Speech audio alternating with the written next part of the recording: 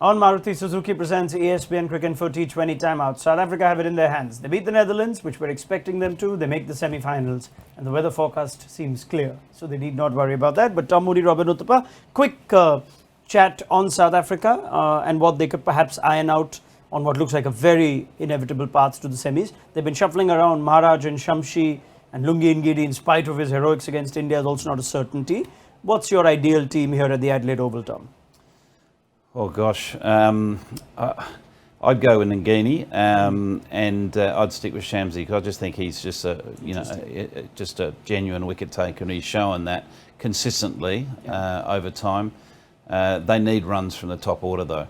Vuma and De Kock both need runs. Their middle order is firing, but their top order need to start firing, and they also just need to settle, what their best 11 is going into the finals. You think David Miller should be back after missing the game against Pakistan, and they gave class in a game. But Vuma did get some runs then, what was otherwise a bizarrely forgettable game for South Africa, who looked so good until Pakistan blew them away. Yeah, absolutely. And it's good to see Bavuma back amongst the runs.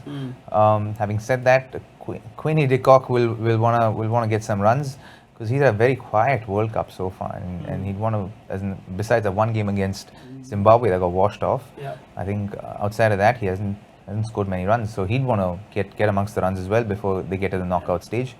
Have to take that confidence forward. But I actually differ with him, with Tom. I'd actually go with Keshav Maharaj instead of Shamsi, because I think he's a very, very disciplined bowler, can bowl at the new ball if required, and also bats way better.